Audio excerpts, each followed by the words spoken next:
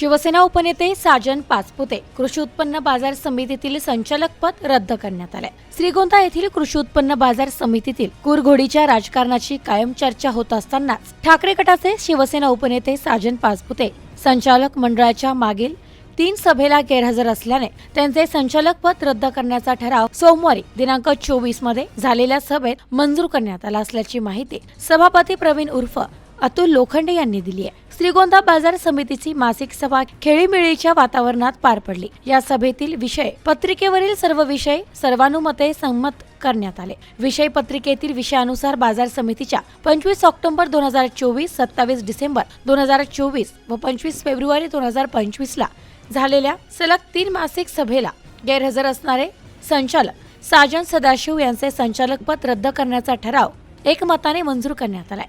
सभापती लोखंडे यांच्या अध्यक्षतेखाली सभा झाली। यावेळी उपसभापती मनीषा मगर, दीपक भोसले, दत्तात्रय पानसरे, भास्करराव वागसकर, अजित जामदार, नितीन डुबल, बाबासाहेब जगताप, रामदास झेंडे, अंजली रोडे, दत्तात्रय गावडे, महेश दरेकर, साजन पाचपुते, लक्ष्मण नलगे, प्रशांत ओगले, लौकिक मेहता आदी वांगणे, किसन दिनकर यांच्यासह सर्व 18 संचालक उपस्थित होते।